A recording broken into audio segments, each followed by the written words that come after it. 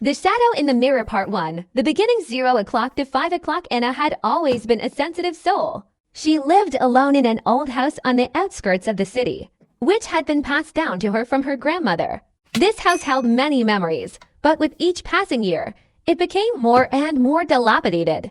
At night, when everything around her fell silent, she was often visited by anxious thoughts about the past and what awaited her in the future. That evening, after a long day at work, she lay down to sleep, but sleep eluded her. The room was quiet, only occasionally interrupted by the sound of the wind outside. Anna remembered how her grandmother had always said that the house was full of secrets, and that some of them were better left undiscovered. But her curiosity always got the better of her. When Anna finally fell asleep, she had a strange dream. She found herself in her house, but everything looked different. The walls were covered in cracks, and the furniture was shrouded in dust. In the corner stood a large mirror that had once belonged to her grandmother. It had always drawn her attention, but she had never considered that it might hide something more. Part 2. The sinister reflection. 5 o'clock to 10 o'clock. Anna approached the mirror and saw her reflection.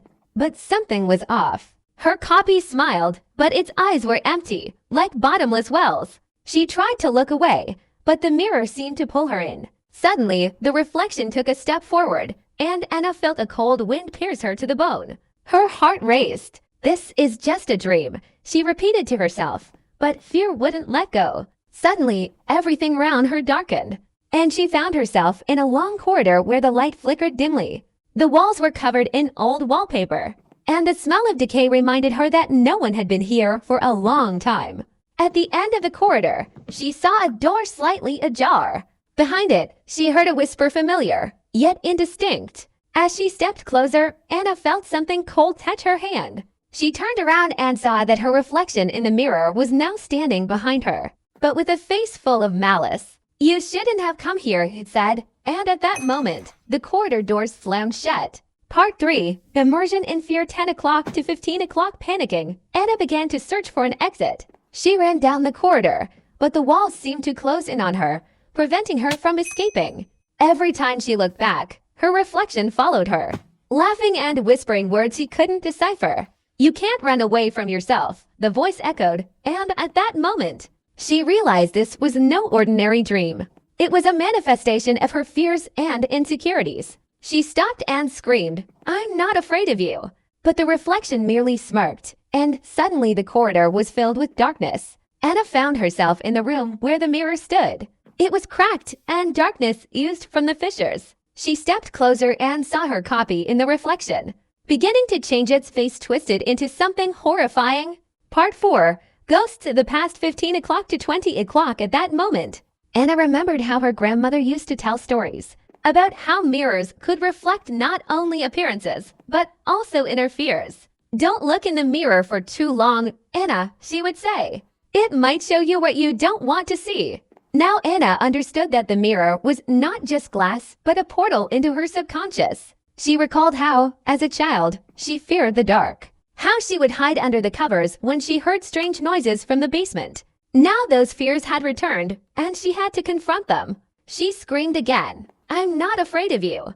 But the shadow continued to approach, and Anna felt panic wash over her. She began to search for an exit, but the corridor seemed endless. Suddenly, she saw the silhouette of her grandmother standing at the end of the corridor. "Anna, help me," she said, and Anna rushed toward her. Part 5. The Labyrinth of Fear. 20 o'clock to 25 minutes and 0 seconds. When Anna got closer, her grandmother vanished, leaving only darkness in her place. She realized it had been merely an illusion created by her fears. Suddenly, the corridor began to change. The walls started to move, and Anna found herself in a labyrinth filled with mirrors showing distorted reflections. Each mirror displayed different versions of her, one sad, another angry, a third one mad. She understood that she needed to find her true self to escape this nightmare. Anna approached one of the mirrors and saw herself sitting on the floor, her face buried in her knees. "Why don't you fight back?" she asked. "Why do you let your fears control you?" Part 6. Meeting with herself. 25 minutes and 0 seconds to 30 minutes and 0 seconds. At that moment, she realized that all these reflections were her own fears and experiences that she had buried deep within. She began to speak with each version of herself. asking why they looked that way and what they wanted. The sad Anna replied, "I'm afraid I won't be able to cope with life." The angry Anna said, "I'm angry at myself for not being better." The mad Anna just laughed, saying that it was all meaningless. Anna understood that she had to unite her fears rather than run away from them.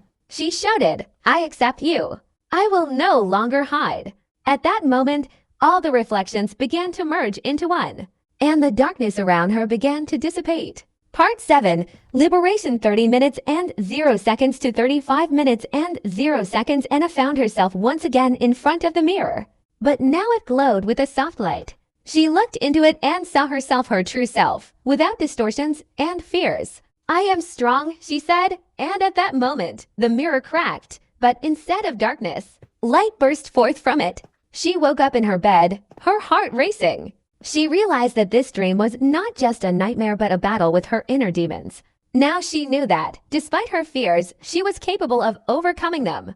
Anna got out of bed and approached the old mirror in the corner of her room. She looked at her reflection and smiled. "I'm not afraid of you," she said, and at that moment, as if in response, the wind outside fell silent and peace settled in the house.